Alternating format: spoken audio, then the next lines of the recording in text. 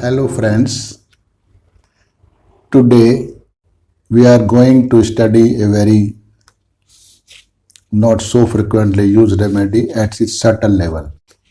If I don't go or don't give you description of everything in a subtle form, then there is no use of creating such videos, because there are so many homeopaths in the whole world which describe the same medicine. Whatever is written in the book, they just narrate the same thing in their video. It creates an unnecessary confusion in the mind of viewers, because when all the authors, all the video makers, all the doctors in the seminar describe the medicine in a similar way, the junior feels that this is the only thing. Only thing means if they describe all of them, they describe incorrect things, then it becomes very difficult for a junior to understand that they are saying wrong. So he keeps on struggling to understand what is given in the book, or what the authors or what the speakers in the seminar are saying. But as they are saying, most of the things are saying wrong. So this new homeopath or a student feels that he is not capable of understanding homeopathy as the seniors are understanding it.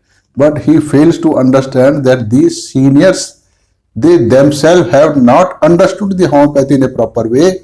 That's why they are copying each one another. So my description is going to be absolutely different. So it might be a bit shocking to you.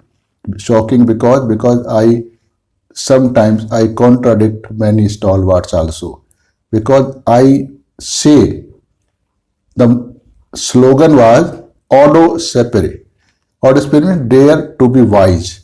When you are wise, then obviously the other people will oppose you.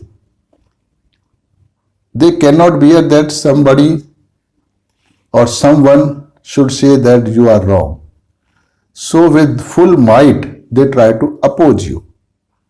So Hanuman was wise enough, so he gave the slogan Audo Sapere.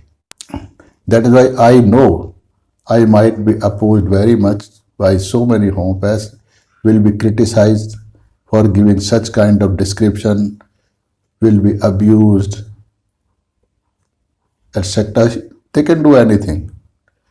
So, but I am not worried about this. But whatever I have seen in my clinic, again and again and again and again, though it is going against the says of stalwarts, I am going to bring this thing to the knowledge of the masses, so that the benefit of homeopathy can be done, so that new generation of homeopaths can prescribe homeopathic medicine with full confidence, getting fastest result and patients, and cures their patient quickly, as Hanuman has dreamt about. So let's begin the study of a very rare remedy, Agaricus muscarius. I want to tell you this is an English channel I created because I am a Hindi speaking person. I don't have a good command over English, but as the demand was more from English, the viewers who do not understand Hindi, though they understand a little bit, so they find my videos in Hindi language very informative, very useful for them to understand homeopathy. So they kept on writing different kind of messages, different kind of comment in the comment box of my Hindi channel, Homeopathy Enlightened. So this English channel is named Enlightened Homeopathy, and Hindi channel is named as Enlightened Homeopathy. So it is a reversal of the words only, but only the difference is of language, but material will be the same, but more will be on Hindi channel, because I am always comfortable with Hindi, but will gradually try to give all kind of information which is already given in Hindi medium to this English speaking viewers also. So this was the commentary for your information. But you should subscribe my Hindi channel also. Enlightened, Homeopathy Enlightened by Dr. Narendra. This is Agaricus description. The drug Agaricus belongs to fungi group of the plant kingdom, but it is a fungus. Agaricus patient is not of very sharp, intelligent mind. Rather, his mental development is much below his age. We can say that the physical body grows in a normal way, but the intellectual development gets arrested at a particular age. Say, for example, a boy of 10 years, with the body, he looks 10 years old, but at intellectual level, he looks or he appears as if he is a child of 5 to 6 years. So his mental development is much below his age. The rubric given in our repertory is development mental of children arrested. So whatever I speak here is everything is already given in the repertory in various materia medica. But what is the difference? Difference is they have all described the things in its gross level. But same gross level, if you understand things with, limits the use of the medicine. So I go deeper. So I describe every gross thing, every gross word, every gross rubric of the repertory in its subtlest form. So once you understand the subtlest form of particular rubric or particular remedy or particular word used in the rubric in our repertory, then the scope of that medicine becomes unlimited. Then you can use the similar situation in all the field. Then with the small information, very little information, you can easily catch that this patient is saying about that particular remedy. It matches with that characteristic of that particular remedy. So prescription become very, very easy and absolutely accurate. That's why I always advocate to understand rubrics in their subtlest form. So with this commentary, let's go ahead. So development mental of children arrested. So he remains a child forever. Then all his behavior resembles one that of a child, though his body grows like an adult, but behavior will be of that of a child. So childish behavior, the rubric is given. So childish behavior does not mean an insane behavior, because children are not insane, though they do not behave like adults. So that's why it is called childish behavior, not insane behavior. So agaricus is not insane, but its behavior is of immature kind. A child, like an adult or old mature person, does not fully recognize the situation, so does not behave in a way appropriate in that particular situation. So there are many rubrics indicating this kind of behavior. I am going to read for you. Answering, aversion to answer, sings, talks but will not answer question. Cheerful, foolish. Delirium, knows his relatives, does not, throws wine and medicine at nurse. Delirium, romping with children. Gesture, makes, strange attitude and position, head of, kisses hand of his companions. Recognizing, not recognized as a relative is. Sulky, verses making, whistling. So these are very few characteristic symptoms of agaricus. Now we will try to understand their subtle meaning. Aversion to answer. This was the first rubric. What is aversion? The way we study a rubric is, we first explain, or rather try to understand each word given in the rubric to its subtlest form. Then once we have understood the meaning of all the words used in that particular rubric, then we try to integrate all of them so that its subtle meaning could be understood. Then once it is understood, then we find what kind of behavior one must be doing, one should be doing with this feeling. We imagine it. And then we see in the society that such and such situation people behave like this. So it becomes very easy to understand their subtle meaning. So aversion is the state of mind when one does not feel good to that particular thing. And answer is to treat suitably to a particular situation or question or to a problem facing him. So Agarika's patient does not feel like responding suitably to particular situation. In this case, he is not able to recognize the gravity of that particular situation. That is why he is not able to answer. Answer to means not able to how to resolve that particular problem or how to respond to that particular situation. He is not able to understand it, so he doesn't want to give the answer, means aversion to answer. So this is his state of imbecility because he is not of very sharp mind.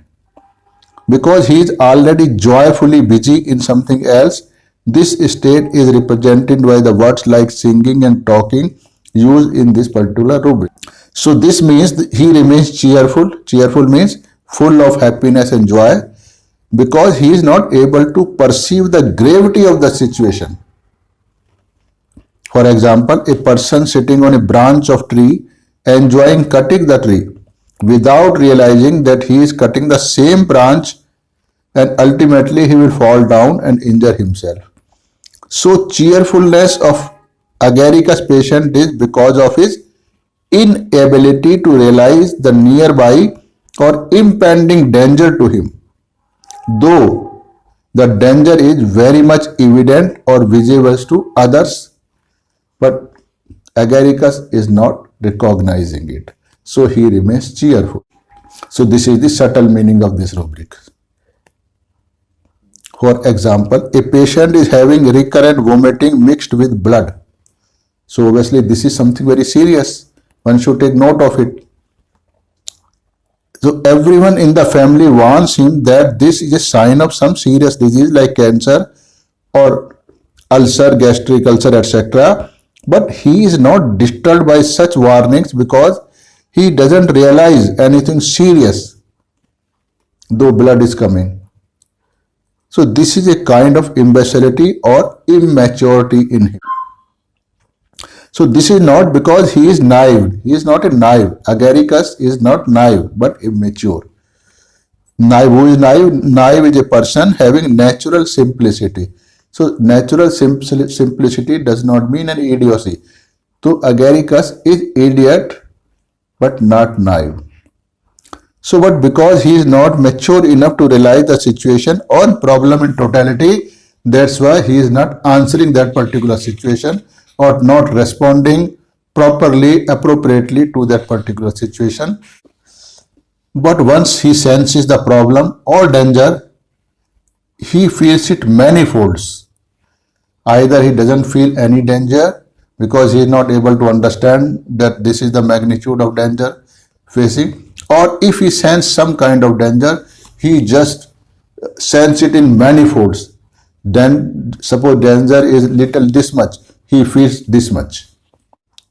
So this is again a sign of immaturity because normally one senses the danger or anything, so whatever situation is, he properly judge it and can understand the gravity of danger. But this person, Agaricus person, doesn't understand the how much or quantum of the danger he is facing. He feels that danger is much more than what exactly the danger is. So this is again a sign of immaturity, like a child starts shrieking on seeing a dog very far from him without realizing that dog is very far away from him and cannot harm him any way. So this is because his sense of proportion is disturbed, because he has not, mental faculties has not developed fully. So sense of proportion is disturbed. For example, rubrics are sense of proportion disturbed, size, incorrect judgment of size. These are two rubrics which corroborate whatever I have told you just now. So he has an inaccurate judgment of distance, or rather everything. Delusions are, there are so many rubrics which corroborate to this kind of feelings. Delusion whole, charm, a small hole appears like a frightful charm. Delusion water, spoonful of water seems like a lake. Delusion dimensions of things disturbed. Delusion enlarged, distances are enlarged. Delusion enlarged, objects are enlarged. So this shows that he is not judging the situation as such, as it is, but he feels that a small danger, if there is a small danger, he feels it manifold, as if it is a very big danger. For example, a patient who had been under my treatment for her anxieties and emaciation since so many months suddenly started complaining about her disturbed menses. She had improved a lot, and so she was thinking of discontinuing the treatment. So suddenly, 1 month, she had slightly less menstrual bleeding. She has 4 days bleeding instead of her regular 8-day bleeding. This was just a change, minor change. So this minor change shocked her. So she had slightly less menstrual bleeding with pain. By this happening, she became very tense, thinking this is a very big problem. But normally, ladies do not bother much about it. On the contrary, they feel relieved, as if, because 8 days of suffering are now reduced to 4 days suffering. But this lady became extremely tensed on seeing this kind of change. So the rubric is delusion whole, charm, a small hole appears like a frightful charm. Another rubric is delusion water, spoonful of water seems like a lake. So ladies normally do not take such problem as very serious problem, but for this lady such a minor problem means reduction of menstrual flow from 8 days to 4 days seem to be a very big problem. So now let's understand the rubric. Hole, H-O-L-E, hole. Hole means a small opening in a smooth surface through which something can pass. Small means something that is not of very big size. Appears means it feels to the senses like this, though in reality it is not so. That's why it is called as appears, but exactly in reality it is not so. Frightful. Frightful means anything that generates the feeling of fright in person is called frightful. Chasm, C-H-A-S-M, chasm. It is a very wide gap in some surface or period or opinion or relation, etc. So there is a chasm between rich and poor in the society. So the meaning of whole rubric is the person is to cross that gap. So he fears that how will he cross that gap, which is just a minor small hole, but to her it looks like a very big chasm and she is unable to cross it. So metaphorically we can say even an extremely minor problem frightens her because she finds herself unable to solve it, or it seems very difficult for her to solve it. Why is it so? Because suppose you can lift 2 kg of weight easily, but now weight is 10 kg. Then obviously you will be frightened that how can I raise 10 kg of weight because my capacity is of 2 kg. So you feel much more than your capacity. So similarly, this person feels himself less capable to solve the problem. So he feels he is smaller than what the size of problem is. There is another rubric. Delusion water, spoonful of water seems like a lake.